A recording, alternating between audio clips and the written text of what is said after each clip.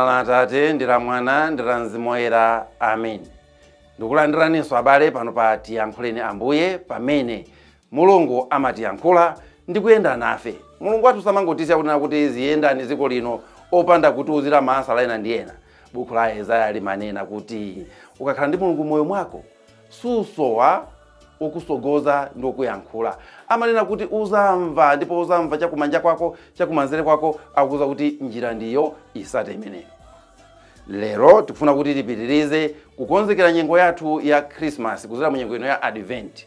Ndipo pa 17 December timayamba kukonzekera kwathu kwa chapompopompo, kukonzekera kwathu kwa Christmas. Masiku oyambirira mpaka pa 16 timakonzekera kubwera kwa Ambuye, ulendo wache wa kumapeto kwa moyo wathu uno. Koma panopa tatiyeni tikonzeno za maphwando pa Christmas, chipembedzo cha pa Christmas, chikondwerero cha pa Christmas. Mawu athu oyamba pa tsiku la lero akuchokera pa Genesis chapter cha 49 ndime ya 2 kenako ndime ya 8 mpaka na 10. Amene akutiwerengera mawu oyamba ndi Lovemore Tembo kuchokera ku St. Anna Gambula Secondary School mu Archdiocese ya Blantyre. Ndipo uthenga wathu wabwino ukuchokera pa Mateo 1 ndime ya 1 mpaka na ndime ya 17. Amene akutiwerengera mawu amthenga woyera komanso kutigawira mawu ndi Reverend Father Eliseo Mtharika kuchokera ku St. Anna Gambula Parish mu Archdiocese ya Blantyre. Mawu oyamba. Mawu a buku la Genesis. Pa nthawi yomweyo Yakobe adayitana ana ake nawawuza kuti, bwerani kuno ndipo mumve. Inu ana a Yakobo, mverani bambo wanu Israeli. Iwe Yuda, abale ako azakutamanda, adani ako uzagwira pakhosi. Abale ako azakugwadira iwe. Yuda ali ngati msona wamkango, ukafa umabweranso kumalo kumene umabisala. Yuda ali ngati kango, amatambasuka nagona pansi. Iye ndi mkangodi, ndipo palibe amene angalimbe mtima kuti awuzuse. Ndodo ya ufumu sizachoka mwa Yuda. Azachita kuupanira ufumu umenewo, azasunga mphamvu zake mpaka mwini wake weniweni atabwera, ozalamulira anthu onse. Mawu a Ambuye. Tithokoze Mulungu. Ambuye akhale nanu. Mthenga wabwino monga adalembera Mateo oyera. Ulemu kwa inu Ambuye. Yesu Khristu makolo ake anali Davide ndi Abrahamu. Mosatana mayina makolo ake onse ndi awa. Abrahamu anabereka Isaki. Isaki anabereka Yakobo. Yakobo anabereka Yuda ndi abale ake. Yuda anabereka Perezi ndi Zera mwa Tamara. Perezi anabereka Hezron. Hezron anabereka Ramu. Ramu anabereka Aminadabu. Aminadabu anabereka Nason. Nason anabereka Salimon. Salimon anabereka Boaz mwa Rahab. Boaz anabereka Obedi mwa Rute. Obedi anabereka Yese. Yese anabereka mfumu Davide. Davide anabereka Solomon, mwa amene poyamba anali mkazi wa Uriya. Solomon anabereka Rehoboamu. Rehoboamu anabereka Abiya. Abiya anabereka Asa. Asa anabereka Yehosafati. Yehosafati anabereka Yoramu. Yoramu anabereka Uziya. Uziya anabereka Yotamu. Yotamu anabereka Ahaz. Ahaz anabereka Hezekiya. Hezekiya anabereka Manase. Manase anabereka Amon. Amoni anabereka Yosiya. Yosiya anabereka Yekonia ndi abale ake pa nthawi imene Aisraeli anatengedwa ukapolo kupita ku Babuloni. Aisraeli atengedwa ukapolo kupita ku Babuloni, Yekonia anabereka Salatieli. Salatieli anabereka Zerubabeli. Zerubabeli anabereka Abiudi. Abiudi anabereka Eliakimu. Eliakimu anabereka Azoro. Azoro anabereka Zadoki. Zadoki anabereka Akimu. Akimu anabereka Eliudi. Eliudi anabereka Eliezara. Eliezara anabereka Matani. Matani anabereka Yakobo. Yakobo anabereka Yosefe, mwamuna wa Mariya. Mariyayo anabala Yesu wotchedwa Khristu. Choncho panali mibado 14 kuyambira pa Abrahamu mpaka pa Davide. Mibado 14 kuyambira pa Davideyo mpaka pa nthawi imene Aisraeli adatengedwa ukapolo kupita ku Babuloni. Ndiponso mibado 14 kuyambira pa nthawi yotengedwa ukapolo kupita ku Babuloni mpaka pa nthawi ya Khristu mpulumutsi olonjezedwa uja. Mthenga wa Ambuye. Ulemu kwa inu Ambuye Yesu Khristu. Abale anzanga, mawu awa amene ndimawerenga apa ndimamvesera, ndipo ndimamva kuti agawagawa mitundu iyi, anthuwa amaberekanawa agawagawa. Koma chandipasa chidwi nchona kuti pakanthawi kenakake anthu aja anatengedwa ku ukapolo kupita ku Babuloni, kukhala ngati mtundu uja wamwazika. Komano zikuoneka kuti ali ku ukapolo konko mtundu uja ukupitirira, ndipo akupitiriza mayina aja. Pulani ya Mulungu palibe angayifoyerese. Pulani ya Mulungu palibe angayidule. Ngakhale utakhala kuti watengedwa pita kwina kwake, pulani ya Mulungu imakagwira konkuja. Ino mukumkumbukira Yosefe. Abale ake ananena kuti uitwa tenti mpweteke, tione kuti azakhala chani, akunena kuti yeyi ife tizamulambira, tizamupasa ulemu. Antenga akangulisa ku Igupto. Pulani sinapitirire ku Igupto konko, inakapitirira konkuja ku dziko la chilendo kuja.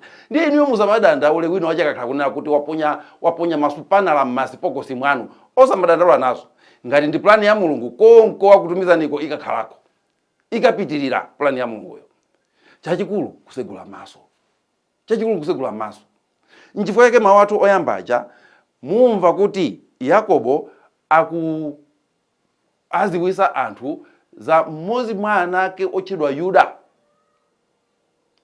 Akumutenga ameneyi ndi kumuziwisa kwa abale ake komanso kwa adani ake. Akuoneka kuti wampatula iyeyi ngati osiyanira nako ndi anzake. Komanso tikamakamba za Yuda ameneyi muzimva ngati kuti tikamba za dziko la Yuda, limene lili kuoneka kuti lizakhala lopatuka kusiyana ndi maiko ena onse. Akuti chani za Yuda ameneyi? Akunena kuti Yuda ameneyi ali ngati mkango. Ali ngati mkango. Ndipo akunena kuti Yuda ameneyi akazangotenga udindo azachita kuupanirira udindowo, palibe so ina amene azamulande udindo umenewo. Akunena kuti Yuda ameneyi ali ndi ufumu.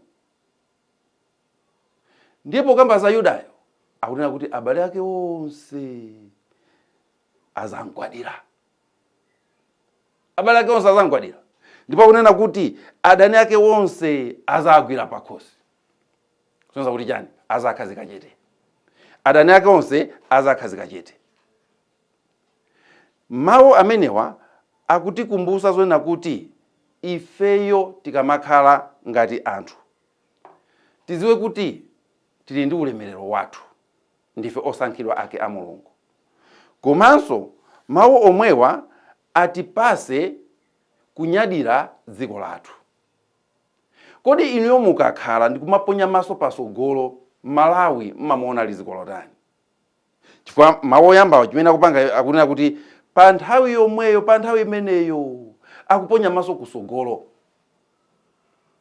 Ndipo akunena kuti chifukwa cha usogoleri wa mfumu imene ikubwera, dzikoli lizakhala dziko lodabwisa mwa maiko ena onse. Iniyo ndine tikuyenera kuti tikaponya maso kusogolo tizoona Malawi obeba, tizoona Malawi otukuka, tizoona Malawi wamphamvu, tizoona Malawi ali dziko losinthika kwambiri. Ndipo ichichi amene ali asogoleri athu anaenda kumasinzina ndi kumaona kuti kodi Malawi akumuona wamtundu chani. Ineyo ndimakondwa kuti asogoleri athu angapo amatiuza za zimene iwo amaona za Malawi.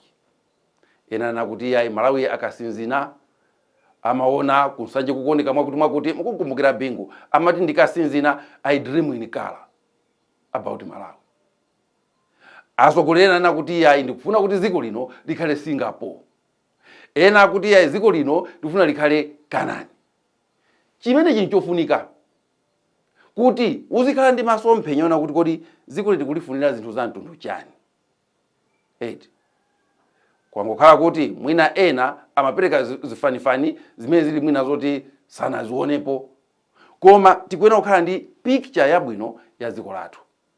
Ndipo tizikhumba kuna kuti chimene tachilotacho chizachitike siku lina. Tikhale ndi picture yabwino ya banja lathu, picture yabwino ya mpingo wathu, picture yabwino ya parish yathu, picture yabwino ya moyo wathu. Ndipo ukamakhala pa moyo wako wa siku ndi siku uzikaona kuti ukufuna chimene chija chichitike. Inuyo taganiza mmene akunena kuti Yuda ndi mkango. Titasafika pena kuti Malawi ndi mkango, dziko la mphamvu ngati America, Malawi zothekatu. Kodi akunena kuti aziphwake onse, azibalake onse a Yuda azizamoweramira zampasa ulemu. Kodi inuyo tinena kuti maneba onse a Malawi azizalemekeza Malawi, achina Mozambiki, achina Zambia, achina Tanzania, azati akaona Malawi azayinjenjemerera. Kodi mukuona ngati zosatheka? Akunena kuti adani ake onse azagwira pakhosi. Kodi tena kuti adani ake onse azikula Malawi, onse amene amakhala kulinyoza zikula Malawi, azikolo panda pake, zikolo tani, titakhazika chete malinga ndi mmene tapangira nziko muno. Kwa khazika chete onse aja, mukumbukira nthawi ya Bingu adani onse anakhala chetetu. Inunso ndine tizikhulupirira chimene chona kuti ngati tachita bwino pa moyo wathu, adani athu amakhala chete. Ngati tachita bwino pa moyo wathu, maneba athu azaonanso kuti ifeyo ndi ife amene tili madaliso awo. Pachifukwa chimenecho zimayambira patali. Chifukwa chake patawerenga mayina onse azibale yake anthu amene anali azimbuye yake a Yesu. Onse achatenga nawo mbali kuti Yesu abwere ngati mpulumutsi wathu. Inunso ndine ngati kufuna kuti moyo wathu uzakhale pabwino, tisowa kuyambira patali. Ngati kufuna kuti banja lathu lizakhale pabwino, tisowa kuti nkhani tiyambire patali. Ngati kufuna kuti dziko lathu lizafike pabwino, tikusowa kuti tipange plani ya patali. Mibado ikubwera iti iphunzitse kupanga ubale ndi Mulungu. Yesu amene akubwerayi ana amulandire. Yesu amene akubwerayi m'masukulu muti aphunzitse ana. Yesu amene akubwerayi mukamapanga misonkhano yanu ya zandale muzinchula. Osamangochula president wanu ndi kukhala chete. Muzinchula Ambuye Yesu, muzinchula Mulungu kuti mibado ikubwerayi iziwe kumulandira moyo wawo. Timpemphe Mulungu atithandize kumuyika mwanakeyo pamwamba pa zonse kuti moyo wathu usinthike nziko muno komanso kwina kulikonse kumene ife timakhala. Tipemphere. Mulungu wa chifundo chonse munatipasa dziko ili kuti tilisamalire. Munatipasa moyo wathu kuti tiusamalire, mabanja athu kuti tiachengetere. Tikupemphani kuti mutipase masomphenya oyenerera. Ndipo mwana wanu Yesu Khristu amene akubwera ngati momboli wathu atichosere maganizidwe anthu amphulupulu. Ndikutipasa maganizidwe amene azatithandize kuti dziko lathuli lizakhale dziko lowala komanso lamphamvu. Moyo wathu uzakhale moyo wowala komanso wamphamvu. Mpingo wathu uzakhale owala komanso wamphamvu. Tikupempha zonsezi m'dzina la Yesu Khristu yemweyo Ambuye athu. Amen. M'dzina la Atate ndi la Mwana ndi la Mzimu Woyera. Amen.